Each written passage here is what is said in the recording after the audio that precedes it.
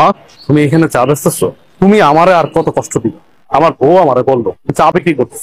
আমি এই কথা শোনার পরে নিজেরা সামলায় রাখতে পারি না। আমি এই জন্য তোমাকে নিতে আসছি। আমি থাকতে তুমি এত কেন কষ্ট করো? ভিক্ষা করো, চা বিক্রি করো, এত কষ্ট দরকার কি তোমার? আমি না তোমার সন্তান? তুমি না আমার জন্ম দিছো? তাহলে এত কষ্ট কেন করো আম্মা? বাবারে, কিছু কিছু কষ্ট সন্তানের ভালোবাসার জন্য করতে হয়। আমি চাই নাই ভালোবাসা, আমি শুধু চাই তুমি আমার পাশে থাকবা, সবসময় আমার পাশে থাকবা। তুমি পিছিয়ে কি করছো না করছো আমি সব ভুলে গেছি। তুমি আমাকে মাফ করে এখন তুমি আমার সাথে চলো, আমার বাসায় থাকবা, চলো। না বাবা, আমি তো তোর আগেই কইছি আমি যাব না। আমি চাই না তোর সংসার অশান্তি হোক, তোরা ভালো থাক, এটাই আমি চাই। তুমি এটা কেমন কথা বলতেছো? আমার সংসার অশান্তি? আমি যেদিন থেকে আমার বউরে বিয়ে করছি সেদিন থেকে তো আমার জীবন অশান্তি শুরু হয়ে গেছে। তুমি আর নতুন করে কি অশান্তি শুরু করবা? অথচ দেখো, আমার বাড়িতে থাকার কথা তোমার, অথচ তুমি না থেকে আমার শ্বশুর থাকছে। শ্বশুর থাকতেছে নন স্টপ, দিনের পরে দিন, রাতের পরে রাত, ভালো মন্দ খাইতেছে, ঘুমাইতেছে, ফিরতেছে। অথচ তুমি রাস্তা রাস্তা ভিক্ষা করতেছো, চা বিক্রি করতেছো। খারাপ লাগে না আমার? আমার তো খারাপ লাগে। তোমার তো ন্যূনতম কমন সেন্সটুকু আছে, অথচ আমার শ্বশুরের কোনো কমন সেন্স নেই। আমার বোর কাছে আমার শ্বশুরই সব। যাই হোক মা, আমি তোমার এত কথা বলতে পারতেছি না, এখন কোনো কথা আমি শুনবো না তোমার। তোমার এই চার ব্যবসা রাইখা এখন আমার সাথে চলো। এখন থেকে তুমি এই বাড়িতেই থাকবা।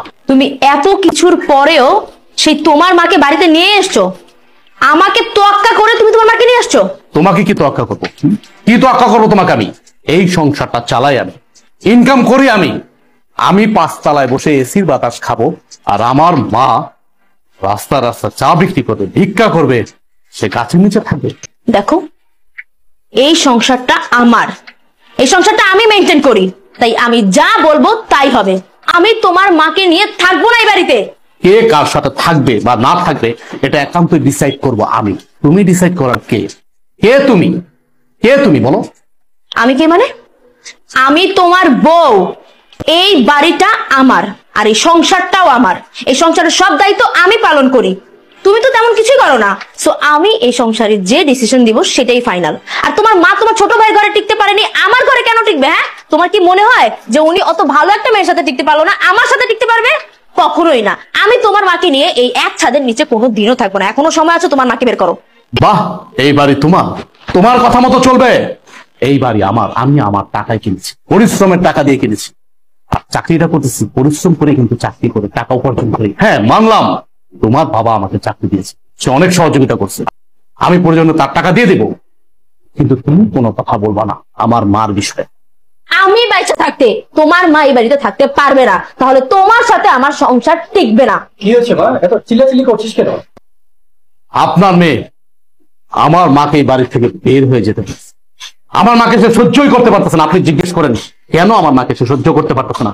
আমার মা গরিব, এই জন্য। বাবা দেখো, মহিলার দিকে তাকাও। এই সেই মহিলা যে কিছুক্ষণ আগে আমাদের কাছে চা বিক্রি করেছিল।